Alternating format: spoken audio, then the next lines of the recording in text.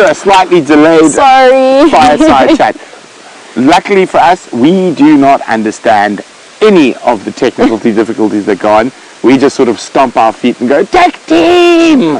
So hopefully it's all done. We are trying something new, so there is going to be a bit of a teething process. But we are with you, and welcome to Sunday's Fireside Chat. Yes, and what a beautiful evening it is, especially with the prospect of a lioness wandering around somewhere, quite possibly somewhere behind us. That's why I have my torch, and every now and then you'll notice I'll be just checking. Oh, our alarm system left.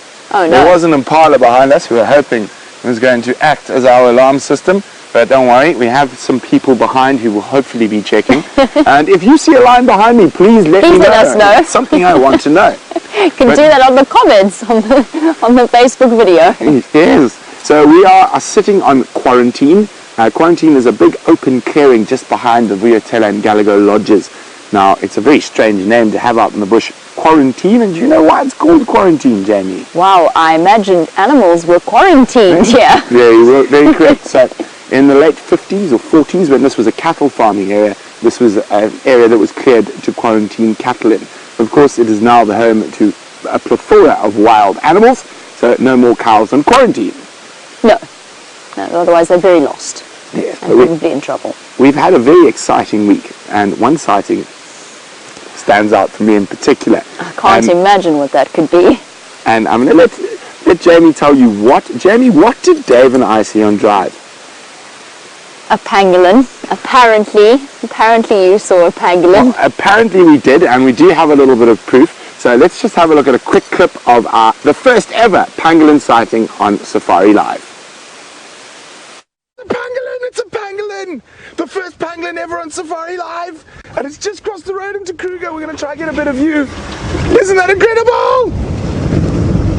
Look at that! A pangolin! Isn't this exciting? He's just laid down. This is my first pangolin in the northern Sabi sands. Look at him! Look at those armor plates.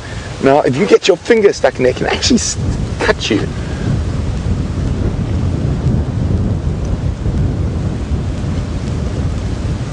Look at him.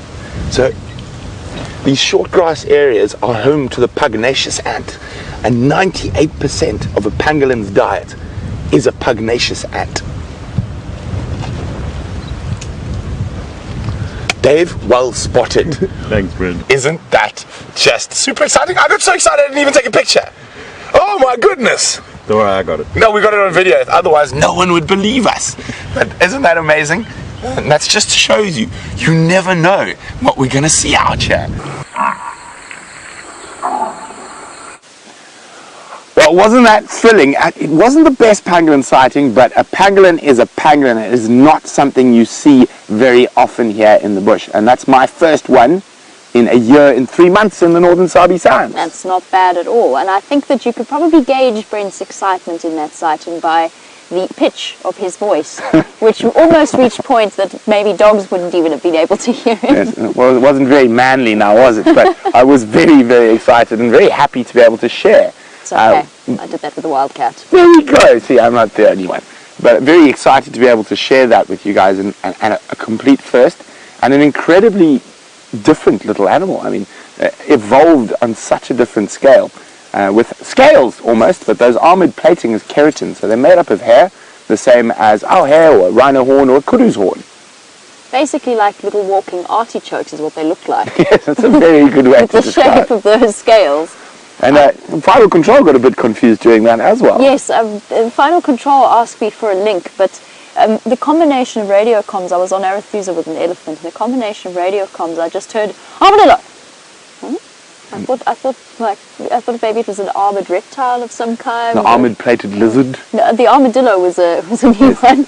Now, we're not in Arizona or Texas or Central America where the armadillo live. I would love to see an armadillo one day, but yeah, definitely quite interesting in terms of evolution, how they're not quite the same in terms of their body structure, but they have this is the word that always gets me. Convergent, thank you. Yes. Convergent evolution. So they live in completely separate continents, but they've evolved a very similar defense strategy. It's incredible. No, well, I think that was a very exciting sighting. I did take Dave onto Cheetah Plains the next day, and I told him that if he didn't find a pangolin for me, then it was just pure favoritism, and he didn't. Wow. I think we know exactly what that means. Well, and Dave was actually the one who spotted it, so well done to Dave, who's behind camera on this Fireside chat. Now, a very important day in the history of our country, or specifically the wildlife industry in our country, and I'm going to let Jamie tell you a little more about that. Well, we find ourselves this year on the 90th birthday, or celebrating the 90th birthday of the Kruger National Park. It's a bit more complex than that because, of course, Kruger National Park kind of existed before that, started towards the late 1800s, where it was the Sabi game reserve. Well, there was two, actually. There were two, yes. Yeah. There were two different reserves, and then slowly gathered together additional farms, additional bits of property, and it is such an integral part of our country's history that played a role in the formation of the Kruger National Park and the way in which it was formed.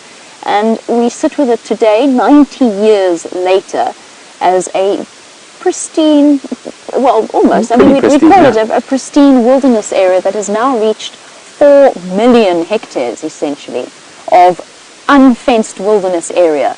Now, the animals that you're seeing have a 4 million hectare playground in which to play. And not only that, it's actually a wilderness area that is open to people from around the world to come and explore on their own terms. And that is a very, very special thing. And it's a very crucial part in the conservation of the way in which the animals will be protected and the fauna and the flora. It's amazing that people are just able to drive themselves around. Now, the most important little bit of the forming of the Kruger is the central person. So there was a northern reserve, Shingwedzi, and then the Sabi reserve, which is around Skakuza. And the huge swathe of land between those two reserves was donated by one lady. Do you remember her name? We talked about this the other day. The other day, it was months ago. Oh, well, it felt like that. It was when we went to the Kruger, and her name was... No, it's gone. Eileen Orpin. So from Orpin Gate, the entrance to the Kruger, and she's donated that huge swathe of land. But now we've got a little clip. It's not quite about the Kruger, but since it's Kruger's birthday, we're going to celebrate a birth James experienced on Live Drive. Is that right? Everybody, there's a zebra giving birth there. There's a zebra giving birth. This is a zebra giving birth. Oh my God, look at that. There's it comes, it's coming out. Look at that little zebra about to be born. There's the head. Oh, you clever mare, well done. It's born, everyone, it's born and it's alive and it looks fine. And it will struggle to get that amniotic sac off. She looks like she might be about to stand up. She's nudging it to try and make it stand. The tenderness and perfection of motherhood. Look at that. There we go. That's totally normal. She'll wait for the afterbirth, of course. It's standing, but it's teetering, wobbling but just exactly like you've seen videos of a foal. This was, of course, an unusual sighting. Normally, herbivores like impala and wildebeest and zebra will give birth during the middle of the day. But as this little foal took its first steps, the dying embers of the day had just gone over the western horizon. This is why we didn't light up the sighting, of course. It may have compromised the zebra's eyes and at the same time attracted hyenas and lions to the activity.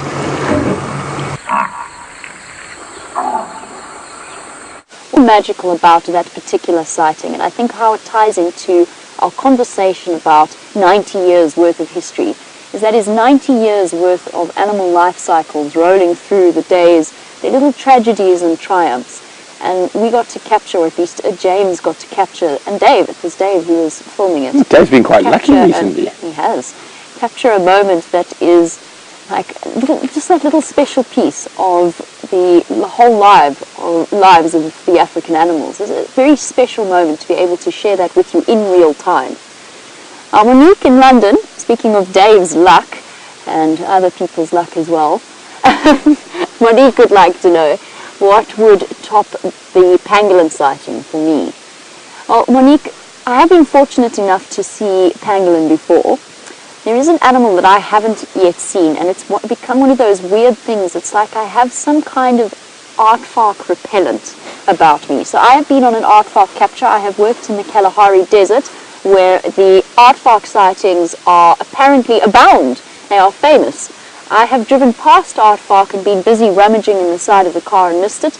I have just somehow never seen an aardvark. I have to say, if I had to pick a sighting, I mean an aardvark in the wild, I have actually seen a real live aardvark. But I think if I had to take a sighting that I would really like to see and I would really like to be able to share with all of you, it would probably be an aardvark sighting. Now, a little bit more focus on the Kruger. The Kruger is an incredible piece of land. So the Kruger National